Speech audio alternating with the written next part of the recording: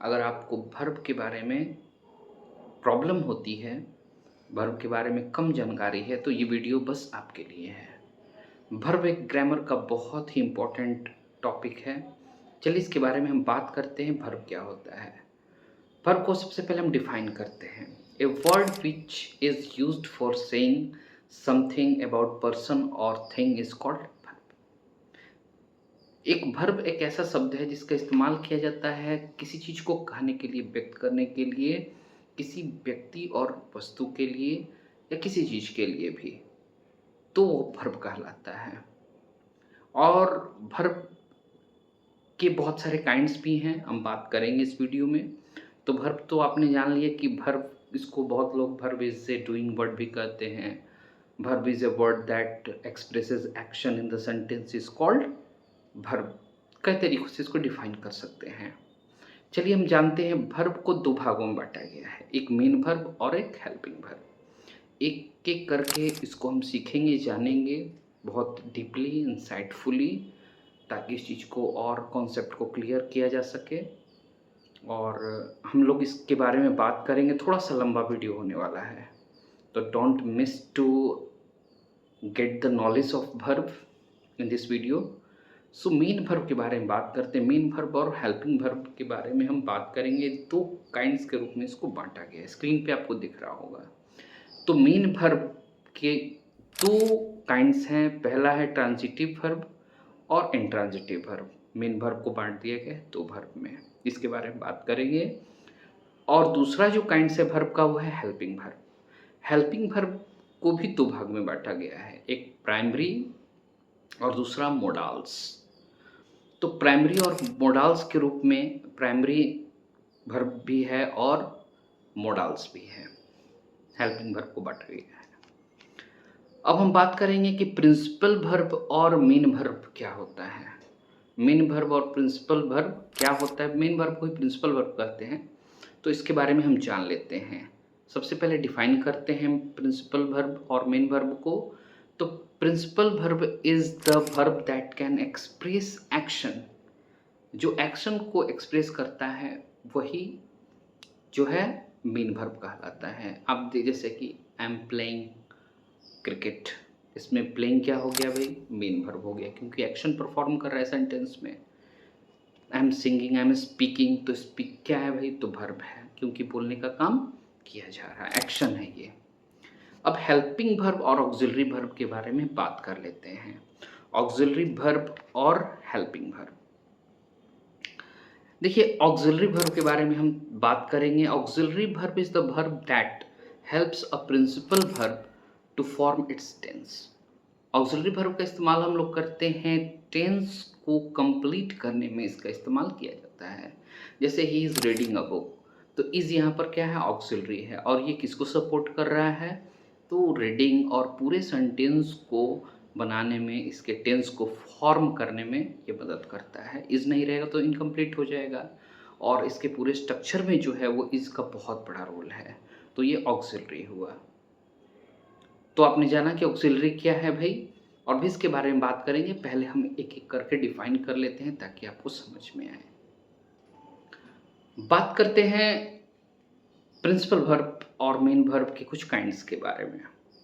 देखिए main verb को बांटा गया है ट्रांजिटिव और इंट्रांजिटिव में, और भी कुछ काइंड्स हैं, डिफेक्टिव वर्ब भी है, इनकम्प्लीट वर्ब भी है। तो अब चलिए एक एक करके हम जानते हैं ट्रांजिटिव वर्ब क्या है, इंट्रांजिटिव क्या है इस वीडियो में।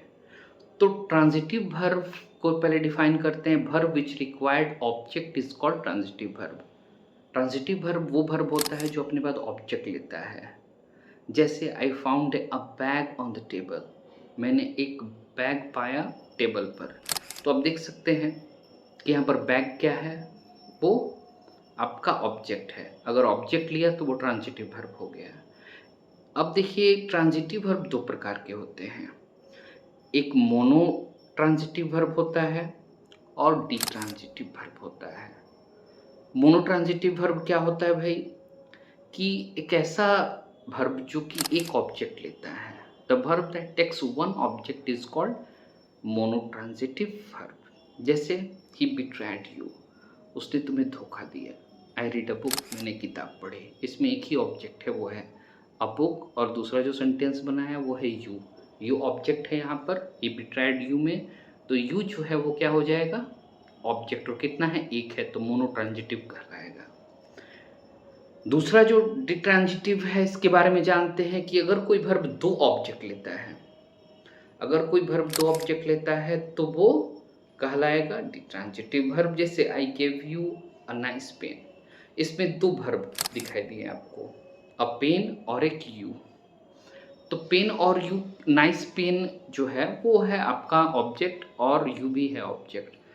यू जो है इनडायरेक्ट ऑब्जेक्ट हुआ, और नाइस पेन जो आपने देख रहे हैं स्क्रीन पे वो है आपका दूसरा जो है ऑब्जेक्ट, डायरेक्ट ऑब्जेक्ट कहलाता है। इसके बारे में बात करेंगे किसी वीडियो में, ऑब्जेक्ट क्या होता है, डायरेक्ट ऑब्जेक्ट क्या है, इनडायरेक्ट ऑब्जेक्ट क्या है, सब जानना बहुत ज़रूरी है। बहुत सारे स्टूडेंट्स को ये चीज़ें क्लियर नहीं हो पाती हैं कि ऑब्जेक्ट क्या है, प्रेडिकेट क्या है, डायरेक्ट ऑब्जेक्ट क्या है, इनडायरेक्ट ऑब्जेक्ट क्या है।